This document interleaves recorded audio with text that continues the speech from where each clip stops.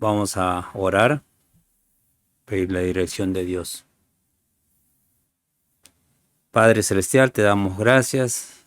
Necesitamos, Señor, que tú alumbres nuestro entendimiento, que tú nos des palabras, Señor, de tal manera que extendamos más el conocimiento de nuestro Salvador Jesucristo. Deseamos conocerle, deseamos saber más, Señor, acerca de Él. Y como dice, todo cuanto significa, Señor, su vida, su sufrimiento, su muerte, todo lo que encierra, Señor, su muerte, su resurrección y también, Señor, su venida que aguardamos en nuestro corazón, Señor. Que Él venga, Él nos transforme, nos lleve y nos muestre, Señor, la gloria que tuvo antes que viniese a este mundo. Gracias te damos por esa esperanza gloriosa para nosotros. En el nombre de Jesús, amén.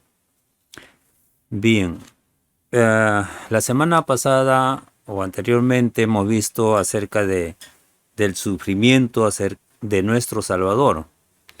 Hoy queremos ver acerca de su muerte. Muchas veces decimos, sí, Él ha muerto por nosotros. Para muchos es suficiente saber eso, que Él ha dado su vida, que Él tomó nuestro lugar, pero queremos ver más acerca de la muerte de nuestro Salvador. Sabemos que sus sufrimientos llegaron a un punto culminante que fue la muerte, su muerte. Y debemos de considerar ciertos puntos respecto a ello. Y uno es la extensión de su muerte. Resulta algo natural que cuando hablamos de la muerte de Cristo tengamos esta conexión, ¿sí? Primero que todo, la idea de la muerte física. Hablamos de la muerte física y decimos es la separación del cuerpo y del alma, de esa parte material e inmaterial del ser humano.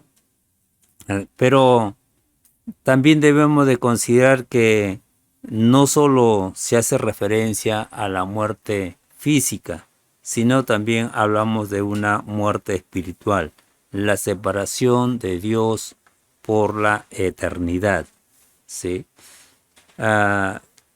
Entonces hablamos de la separación de Dios y esta separación puede verse de modo diferente. Primero, el hombre se separa de Dios a causa del pecado y la muerte es el resultado natural. Cuando el primer hombre pecó, vino, dice, la muerte. Como una maldición para el ser humano, no fue creado para morir, sino para vivir eternamente, pero a causa del pecado vino la muerte.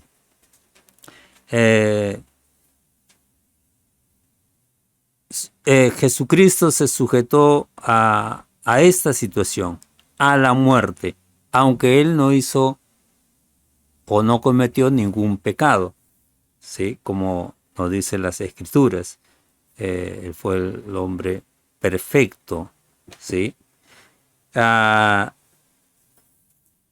hablamos más de esto, más de acerca de la muerte, sea física o espiritual. También cuando hablamos de la muerte de nuestro Salvador, algo que tenemos que considerar es que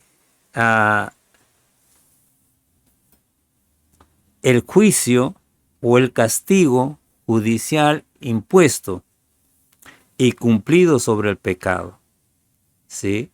Eso es algo que a veces no lo contemplamos así, ¿no? Fue un juicio o un castigo judicial, algo que debería de suceder como Jesucristo lo dijo reiteradamente a sus apóstoles, ¿sí? Es Dios quien se retira primero del hombre con las bendiciones de la vida. Si el hombre peca y no se arrepiente, entonces es Dios quien toma distancia. Es Dios quien no va a bendecir a ese hombre o a esa mujer. Y también después viene la ira de Dios. Visita nuevamente al hombre y viene ya no, digamos, con el deseo de bendecirlo, sino de volcar su ira sobre el hombre, ¿no? Hay que considerar que la muerte de Cristo, desde ese punto de vista judicial, es algo que tenemos que considerar. Como dice, Dios impuso el castigo de la muerte sobre el mediador. Dios impuso la muerte sobre Jesucristo, ¿sí? Como un hecho judicial, ¿sí? Ya que Él voluntariamente asume el pecado del mundo, ¿sí? Asume la pena que merecía el ser humano o la raza humana, ¿sí? Y Él lo hace en razón de que Él se apropia de la naturaleza humana. Se dice el hombre perfecto y debería de ser castigado o asumir el pecado que demandaba la ley divina.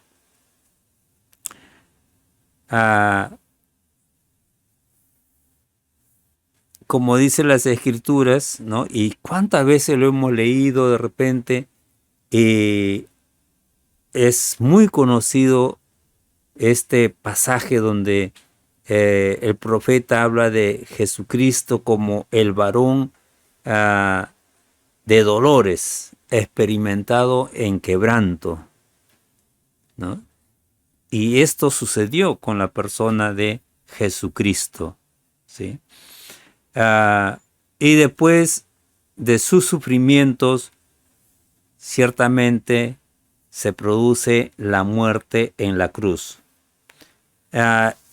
Y eso no fue todo. Muchos nos quedamos ahí o se quedan ahí. Sí, sufrió Jesús y fue a la cruz y todo su sufrimiento, ¿sí? Pero es ir más allá. Eso no ha sido todo. Solamente no fue sometido solo a la muerte física, sino también a la eterna.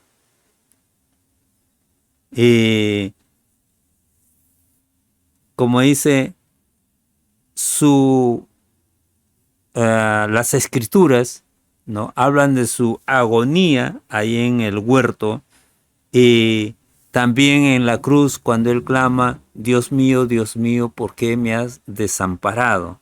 ¿Sí? Es un momento breve, es un periodo de tiempo breve. Y podemos decir que ahí es donde sufre la ira infinita en contra del pecado. Muchas veces nos hemos preguntado, ¿no? ¿Por qué esa expresión, Dios mío, ¿por qué me has desamparado? Él llevaba el pecado del mundo y legalmente o judicialmente debería de sufrir las consecuencias del pecado. La muerte no solamente física, sino también eterna. Dios es un Dios santo que no va a aceptarnos en pecado. Y Jesucristo está llevando el pecado del mundo. Como decíamos, un breve momento, ¿sí? La ira de Dios se vuelca sobre él. Pero también sabemos que después sale victorioso, sale airoso de esa situación. Y decimos que esto es posible porque no solamente tenía la naturaleza humana, como hemos visto, sino también la naturaleza divina. Por su naturaleza extraordinaria, diferente, es posible que Él tenga victoria sobre la muerte. Y hablamos de la muerte eterna,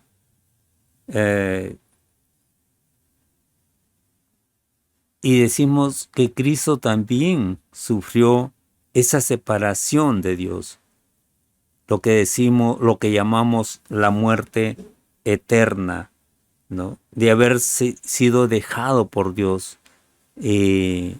También lo experimentó. Como nos decía dice ese versículo, ¿no? Fue un varón de dolores y experimentado en quebranto. En un momento él siente la falta de consuelo, ¿sí? Pero eso se produce porque Dios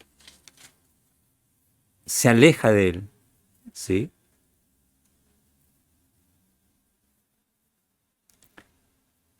Y lo siente, digamos, dolorosamente, ¿no?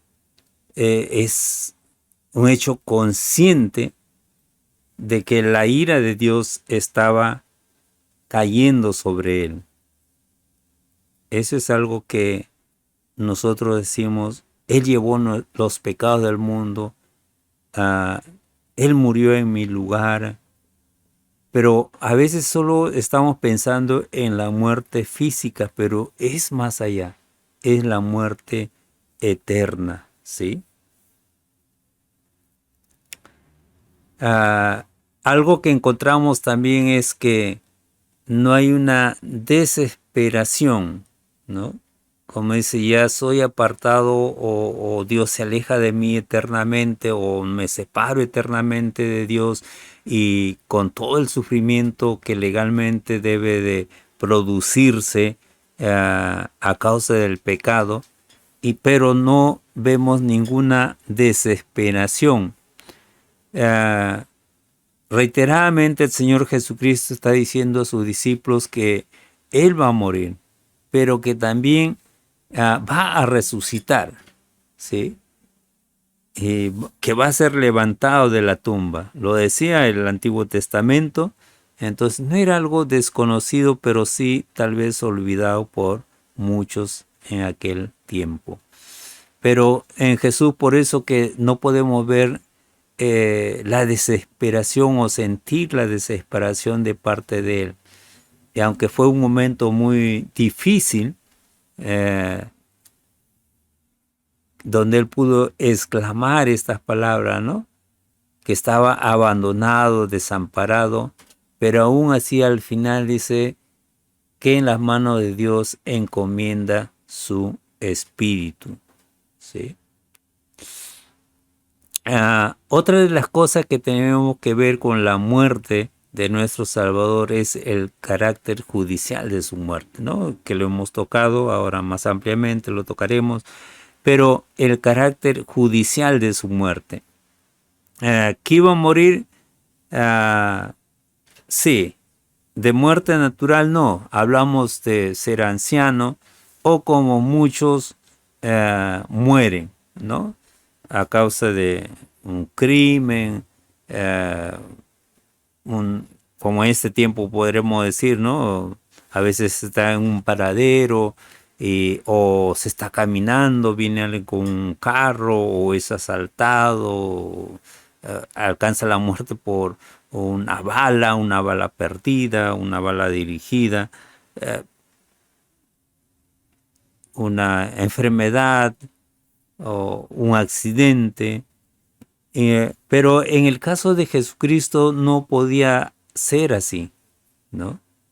No pudo haber sido algo accidental el final de su vida, ¿sí? Que tampoco pudiera ser muerto por un asesinato, sino bajo una sentencia judicial, ¿sí? Eso es algo que tenemos que considerar. Tenía que ser contado con los transgresores, tenía que ser condenado como un criminal. Así lo decían las Escrituras en el Antiguo Testamento, ¿sí? Bajo una sentencia judicial. Ciertamente Dios es el que dirige nuestra vida, arregla las cosas, la providencia divina que decíamos muchas veces, tenía que él ser procesado y sentenciado por un juez romano. Y hablamos de los romanos. En aquel tiempo, ¿no? Tenían, como dice, el genio de la ley y la justicia. Representaban el más alto poder judicial del mundo. Entonces, como representante o representante judicial más alto del mundo, tenían que ejecutar sentencia sobre el Salvador.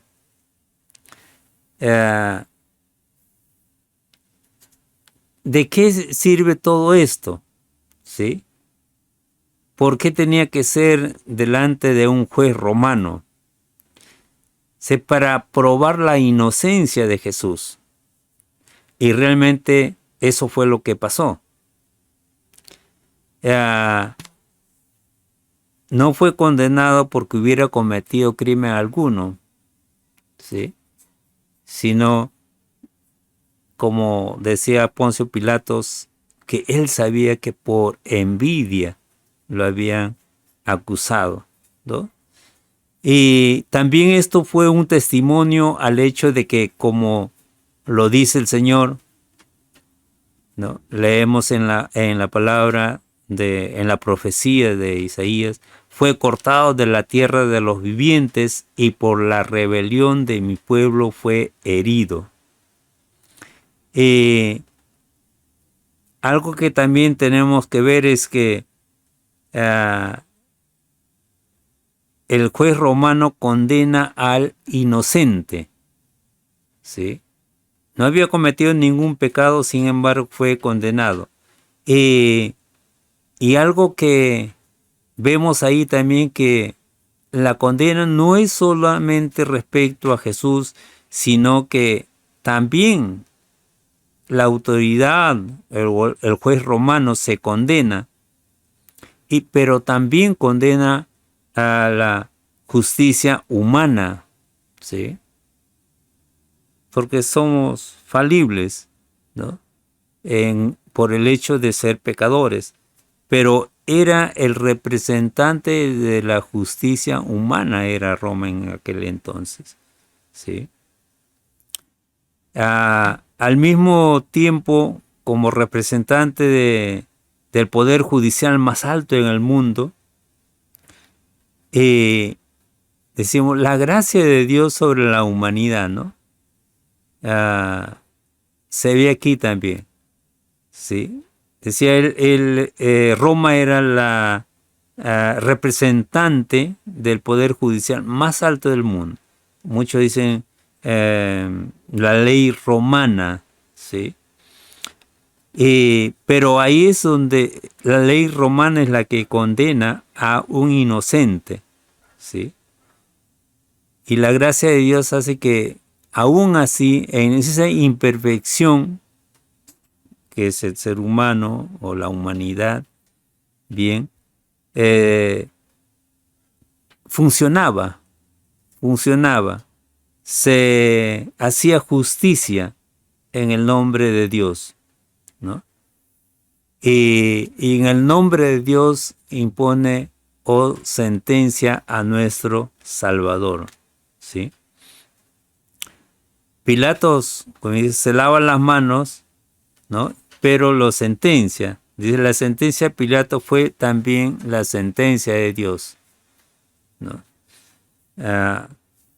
Claro que Dios está guiando su propósito o cumpliendo su propósito, lo cual no era el propósito de Poncio Pilato. Él se lavó las manos por otra situación, pero igualmente lo condenó. Otra de las cosas que tenemos que considerar es que pudo haber sido su muerte por otras situaciones, otras causas. Pudieron participar otras personas, ¿sí? Ya sea decapitándolo, ya sea apedreándolo, ¿no? Pero algo que tenemos que considerar es que la crucifixión no era una forma judía de castigo. Esto solo lo aplicaban los romanos y lo habían perfeccionado a tal punto que era era doloroso, era que el sentenciado podía pasar hasta días de agonía antes de morir. Y esta sentencia se aplicaba a ciertas personas, como dice, a la escoria de la humanidad, a los delincuentes, ¿no? A los criminales, a los esclavos, ¿sí? Y Jesús fue sentenciado a morir en la cruz. De esa manera es como Jesucristo cumple las demandas de la ley, ¿sí? Algo que nosotros tenemos que considerar. Él cumple. Y en las palabras del Señor Jesucristo, yo no he venido a abrogar la ley, sino a cumplir. Y ciertamente muchos decimos, eso se refiere a la ley del Antiguo Testamento. Sí, pero es a lo que la ley o lo que se llama la ley en el Antiguo Testamento, los libros del Antiguo Testamento, están hablando acerca de nuestro Redentor o el Mesías prometido. Pero también Él vino a cumplir las demandas de la ley humana, ¿sí? Y en este caso es la pena de la cruz, ¿sí? Otra de las cosas que vemos también es que Él muere de una muerte maldita, ¿sí? Y también eso es una evidencia del hecho de que su muerte fue una maldición, pero una maldición por causa nuestra. Como dice Deuteronomio 21:23, no dejaréis que su cuerpo pase la noche sobre el madero, sin falta lo enterrarás el mismo día, porque maldito por Dios es el colgado, y no contaminarás tu tierra, que Jehová tu Dios te da por heredad. ¿Sí? Dice, no dejaréis su cuerpo, no contaminarás, maldito por Dios es el colgado. En Gálatas 3:13 dice, Cristo nos redimió de la maldición de la ley, hecho por nosotros maldición. Porque está escrito, maldito todo el que es colgado en un madero. ¿Qué pasó después de su muerte? Ciertamente se produce el entierro y podemos decir que eso era la última etapa de su humillación. Hablamos de la humillación de nuestro Salvador. Pero también cuando hay esa expresión al final que dice consumado es, ya decimos, terminó toda la obra de redención, terminó todo para el Señor, pero terminó su humillación. Pero algo que debemos de considerar también es que no terminó ahí toda su humillación el día que él o la hora que él murió. Su entierro también es parte de la humillación. Hablamos de Dios tomando cuerpo humano o haciéndose humano o tomando la humanidad, ¿sí? Dios que tenía que ser muerto, Dios que tenía que ser enterrado, sepultado, ya es una humillación también, ¿sí? El hecho de que el hombre vuelve al polvo del cual fue tomado, dice las Escrituras, ¿no? En Génesis 3:19, con el sudor de tu rostro, le dijo Dios a Adán, con el sudor de tu rostro comerás el pan hasta que vuelvas a la tierra, porque de ella fuiste tomado, polvo eres y al polvo volverás. Y eso que acontece entonces con nuestro Salvador, que toma la humanidad nuestra y es sepultado, eso también es considerada una humillación. También vemos en las Escrituras, ¿no? Que nuestro Salvador vaya a la tumba es una humillación. El Salmo 16:10 dice, porque no dejarás mi alma en el Seol, ni permitirás que tu santo vea corrupción. Si el sepultara a nuestro Salvador no fuese humillación, entonces no habría esta expresión, ¿no? No dejarás que mi alma en el Seol, porque quedarse ahí ya es es humillación. Ser sepultado, ser enterrado, volver al polvo del cual fuimos tomados como seres humanos y nuestro Salvador participar de eso, entonces ya era una humillación para nuestro Dios, ¿sí?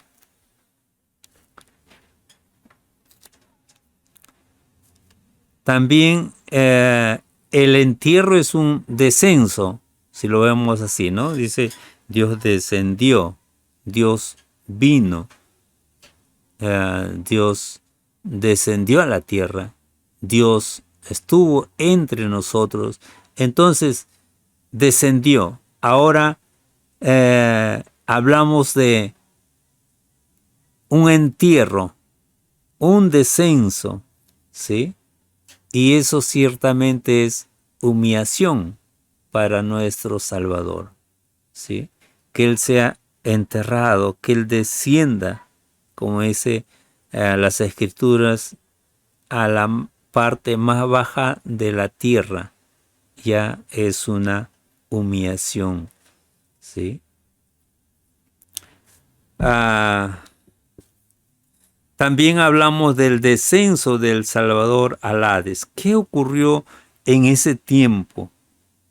Y aquí hay una enseñanza de los apóstoles, ¿no? En las Escrituras, o basadas en las Escrituras, en un momento comienza a enseñarse el credo apostólico, que nos habla acerca de nuestro Señor Jesucristo. Algunos han tomado esta expresión del credo apostólico que se tiene hoy día, ¿no? Y dice las palabras, descendió a los infiernos o al Hades, ¿sí? Pero tenemos que saber como cristianos que esta expresión no estuvo en el credo apostólico antes, ¿sí? Es algo que no se enseñó, que el Señor Jesucristo descendió a los infiernos o al Hades, que fue sepultado, sí, que vino a este mundo, sí, sí, pero que no descendió a los infiernos. No estaba eso en el principio del credo apostólico. No es también tan universal como las otras, ¿no? Las otras. creencias o las otras enseñanzas o los otros aspectos de nuestra fe, ¿sí? Y nos dice que por primera vez se usó en la forma del credo alrededor de 390 años después de Cristo. Se han pasado casi 400 años de la muerte de nuestro Salvador y comienza a enseñarse esto. Se añade, vamos a decir, ¿no?, que descendió a los infiernos. Es importante revisar el credo apostólico, ¿sí? Se hizo ciertas traducciones donde se pone infierno por Hades. Hades es el lugar de los muertos, pero infierno hablamos de sufrimiento, ¿no? Un lugar donde hay oscuridad. Es diferente realmente al lugar de los muertos, o hablamos de la sepultura, ¿no? Y otros también han hecho traducciones, como dice, partes bajas de la tierra, ¿sí? Pero hay ciertos textos que debemos de considerar y que se interpretan de diferentes maneras, de tal manera que a la muerte y la sepultura de nuestro Señor hasta su resurrección en esos 3 días, algo ocurrió. Algunos toman textos y nos dicen que nuestro Señor descendió, que fue a predicar a los muertos, como que estuvo activo en ese momento o en esos días, en ese transcurrir de tiempo, lo cual llegamos a una conclusión después de ver esos textos de que las cosas no fueron así, ¿sí?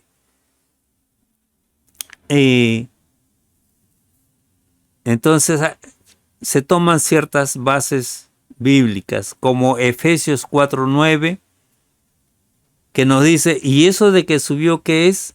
Sino que también había descendido primero a las partes bajas de la tierra.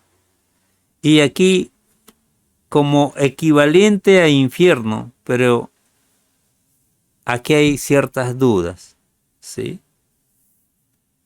El texto no dice que descendió al infierno, sino a las partes más bajas de la tierra, ¿sí?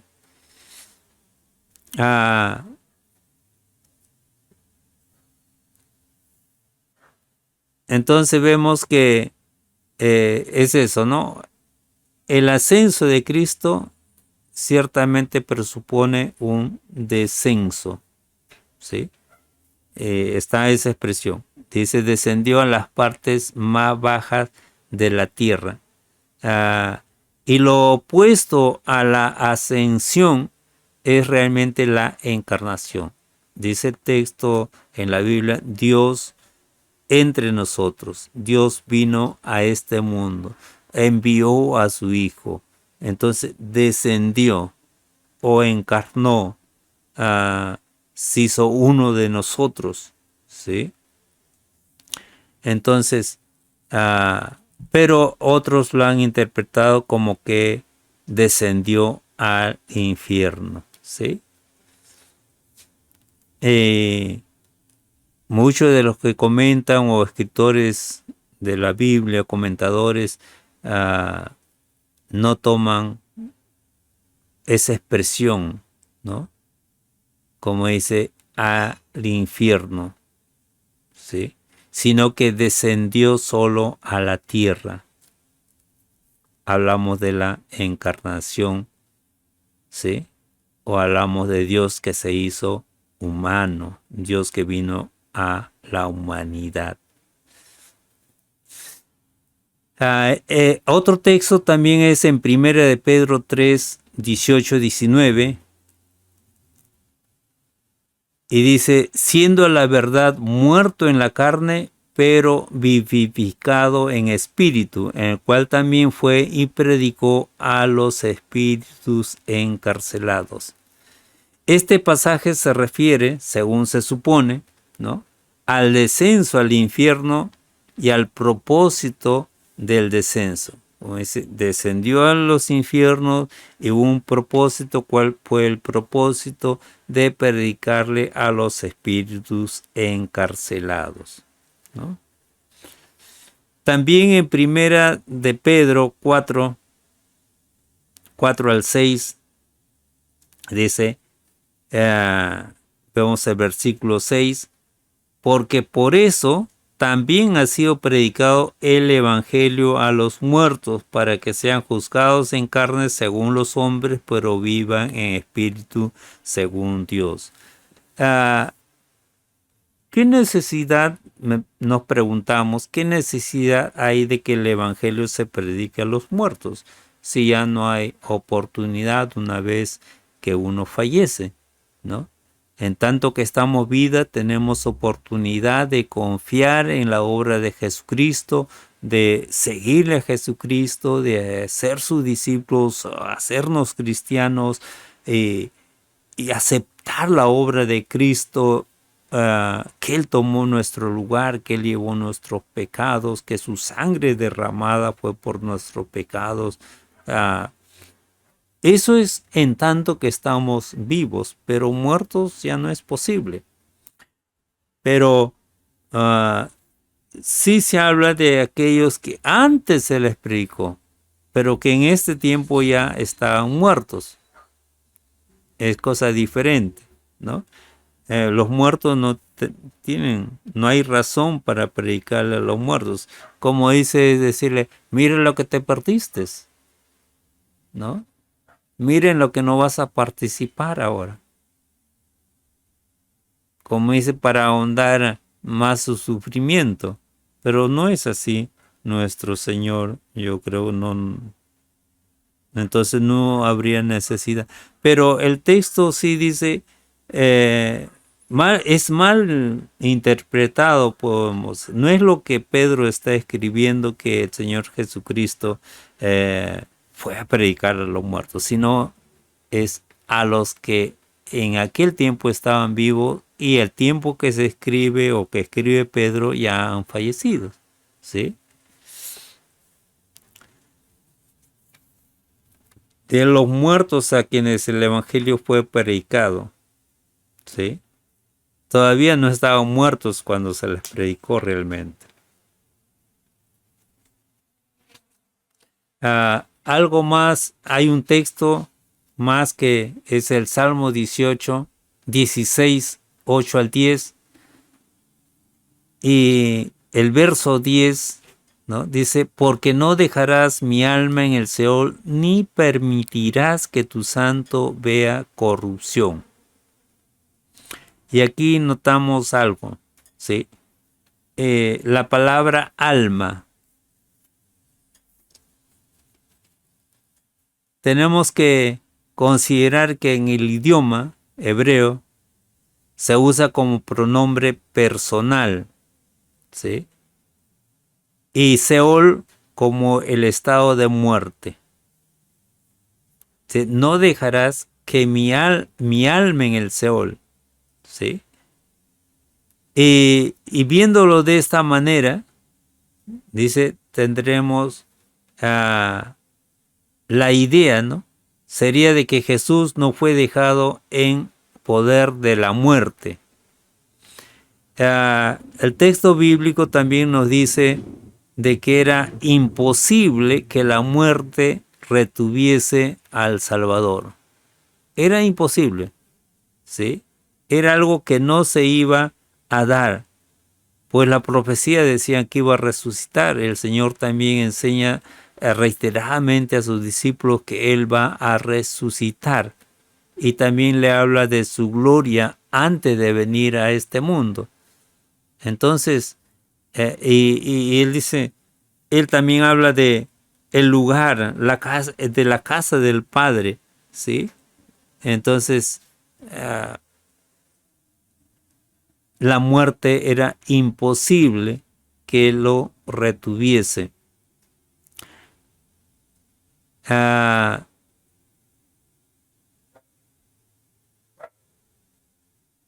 Otra de las cosas es, hay interpretaciones diferentes de esta expresión del credo, ¿sí? Lo que dicen que descendió a los infiernos, hay interpretaciones diferentes. ¿Quiénes son los que manejan esto, no? Y hablamos de la Iglesia Católica, ¿sí? Hablamos de los luteranos, hablamos de la Iglesia de Inglaterra, también Calvino, que es un teólogo, ¿sí? Y también, ¿qué dice un catecismo, ¿no? ¿Qué se enseña? ¿Sí? Y aquí vemos de la Iglesia Reformada. Entonces hay interpretaciones diversas sobre este pasaje, ¿sí? Pero algo que debemos de tener presente de que las Escrituras, ¿sí?, no enseña un descenso literal de Cristo al infierno. Y lo vamos a decir por qué, ¿sí? ¿Por qué no pudo haber descendido? ¿Por qué se hace ciertas objeciones a estas interpretaciones? De que en el tiempo de su sepultura hasta su resurrección estuvo o descendió al infierno. No pudo haber descendido al infierno en el cuerpo. Su cuerpo todavía estaba en la tumba, ¿sí? Si descendió realmente, solamente lo hizo en su alma o en su parte inmaterial. Y hablamos entonces de que solo una parte de su humanidad o de su naturaleza humana participó en esta etapa de su humillación, ¿sí? Para a otros de su exaltación. Además, en esto Cristo no se levantará de los muertos, no llegaría la hora de una marcha triunfal, ¿no? También algunos dicen que descendió a los infiernos como una marcha triunfal, pero para mostrarle, ¿no?, como dice, a los espíritus encarcelados, predicarles o como decirle, mira lo que ha sucedido, ¿no?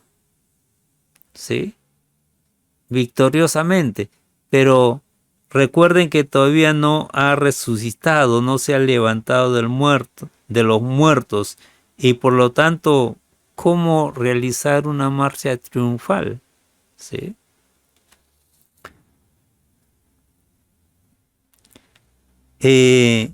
También vemos que al final, ahí en la cruz, en la hora de su muerte, Cristo encomendó su espíritu al Padre. Sí, que está en mi cuerpo, el cuerpo queda en la tumba, y su espíritu pone en las manos con el poder del Padre, podemos decir. ¿Sí? Se encomienda al Padre. Entonces, como que está inactivo hasta su resurrección. Que estuvo pasivo, vamos a decir. Cuando él es sepultado hasta su resurrección, hasta levantarse de la tumba. Quedamos en esto, que Cristo sufrió las penas del infierno antes de su muerte. ¿Sí? Antes de su muerte realmente sufrió por nosotros. Lo que nosotros merecíamos, que era la muerte, más aún la muerte eterna o la separación de Dios, y vamos a decir, el infierno, Cristo lo sufrió antes de su muerte. Podemos decir ahí en el huerto cuando Él dice, Padre, si es posible, pasa de mí esta copa. Y lo hace reiteradamente, ¿no? Dice 3 veces, va. Y al final dice, pero hágase tu voluntad, hágase tu voluntad. Algo que Él no quisiera atravesar, pero no puede ir o no va en contra de la voluntad divina, ¿no? Y en la cruz igualmente, ¿no?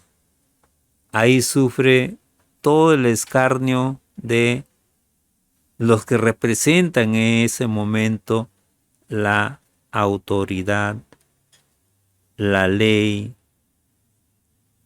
Habla de hombres pecadores que se burlan y hasta la tentación, ¿no? Porque si eres hijo de Dios, bájate, desciende, sálvate, sálvanos a nosotros, ¿no?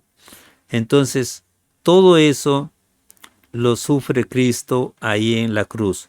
Y también que entró en la más profunda humillación en el estado de muerte. Entonces fue humillado y al final exaltado hasta lo sumo, ¿sí? Fue humillado a causa de nosotros, a causa del pecado. Sufre las consecuencias del pecado, que no solo es la muerte física, sino también la muerte espiritual o la separación eterna de Dios a causa del pecado. Por eso decimos, Él llevó todos nuestros pecados, Él llevó la consecuencia de nuestro pecado, ¿sí? Por eso es que Él es en quien encontramos el perdón de pecado y recibimos de parte de Dios el regalo de la vida eterna, que no nos ha costado nada, ni podríamos nosotros pagarlo como seres humanos. No podemos reconciliarnos con Dios humanamente. Entonces Dios lo hizo posible en Jesucristo. Y algo que para nosotros era imposible. Y viendo todo el sufrimiento de Jesucristo, toda la humillación sufrida por Él a causa de nosotros, entonces decimos, ¿cómo no amarle? ¿Sí? Y si no amamos a Jesús, si rechazamos a Jesús, nos esperaría solamente el infierno. Nos esperaría solamente el lago de fuego, porque la gracia de Dios fue vertida sobre la humanidad en Jesús, y si lo rechazamos a Él, no hay esperanza realmente para la humanidad, para nosotros. Si no has aceptado a Jesús, acéptalo en tu vida, síguelo, sírvelo, ámalo. Él es tu Redentor. Él es el que tomó tu lugar ahí al descender a este mundo y finalizar en la tumba. Pero la gracia de Dios para con nosotros es que Él resucitó, que Él vive y que su muerte no ha sido una muerte como la de muchos, es una muerte sin igual, sin igual, a causa de su naturaleza, 100% humano, 100% divino. Fue posible tu redención, fue posible mi redención. ¿Sí? Gracias, Dios bendito. Oramos, Padre Celestial, te damos gracias. Gracias porque en Jesús manifestaste cuánto nos amas y cuánto nos buscas, cuánto deseas nuestro bien. A causa del pecado sufrimos, a causa del pecado viene la muerte, a causa del pecado seríamos separados eternamente, a causa del pecado sufriríamos eternamente. Pero sin embargo, en Jesús manifestaste tu gracia, ¿sí? En Jesús nos has perdonado, nos has redimido, nos has hecho parte de tu iglesia, nos has hecho uno más de los tuyos, nos has hecho tus hijos. Gracias, Dios bendito. ¿Cómo no amar a nuestro Redentor? Perdónanos si no lo hemos amado como deberíamos de hacerlo, ¿sí? Y produce en nuestro ser un amor. Siempre estamos viendo, danos más amor, que podamos amar a nuestro prójimo y nos olvidamos que nuestro amor mayor debería ser a nuestro Salvador. ¿Sí? Enséñanos a amarle como Él nos ha amado, como tú nos has amado. Sí, te suplicamos así, Padre bendito. En el nombre de Él, amén. Bien, nos veremos en la próxima transmisión y esperamos ir conociendo más acerca de nuestro Redentor, más acerca de nuestro Cristo, ¿sí? Y afirmemos nuestra fe en Él. El Señor te bendiga, nos vemos en la próxima transmisión.